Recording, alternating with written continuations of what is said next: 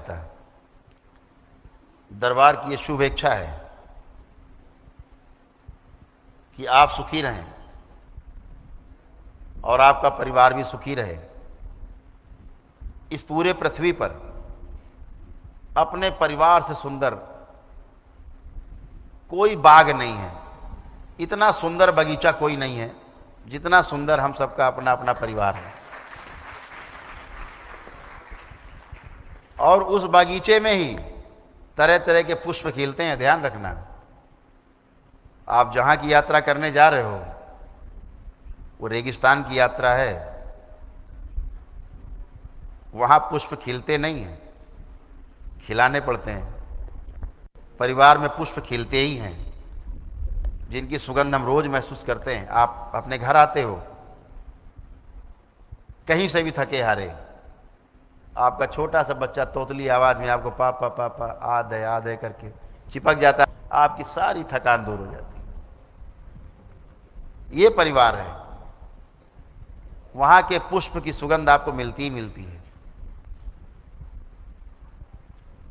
आपके परिवार से सुंदर कोई स्थान नहीं, परिवार से ज्यादा आपके बड़ा कोई हितैषी नहीं, आपके परिवार से बड़ा कोई आपको संरक्षण देने वाला नहीं, आपके परिवार से बड़ा आपका कोई सदुपयोग करने वाला नहीं। और ये सब परस्परता में होता है, एक दूसरे में होता है। केवल एक में क्रिया नहीं होती, एक से सब में होती है। तो अपने परिवार को हम तभी सुंदर बना सकते हैं जब हम स्वयं अपने को पहले सुंदर बना लें। परिवार को सुंदर करने की यात्रा अपने से शुरू होती है। हम किसी को सुखी रखने के अर्थ में ना जिए कि हम इसको सुखी करना है, हमें सुखी रहना है, इस अर्थ में जीना है। सुखी करने जब भी किसी को जाएंगे उसे पता नहीं सुख मिलेगा कि नहीं मिलेगा, लेकिन आपको जरूर दुख मिलेगा। तो ऐसा जीना जीना नहीं है, ऐसा जीना सभी को स्वीकार भी नहीं है।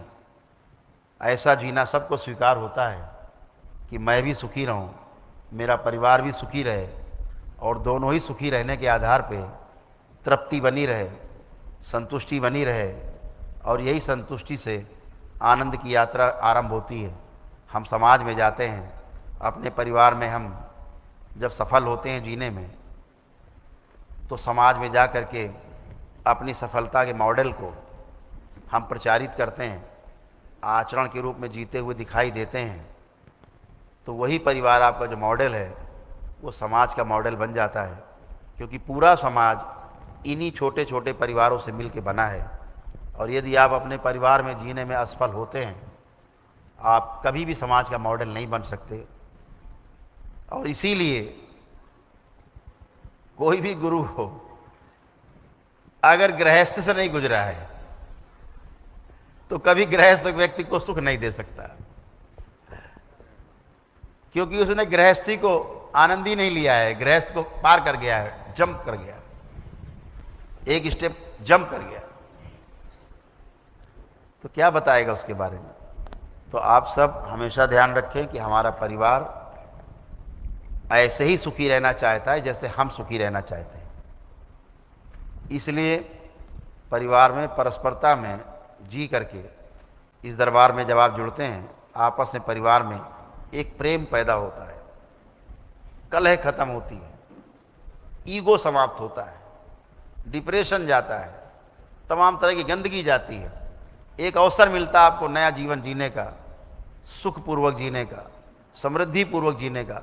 यह अवसर हाथ से जाने मत देना।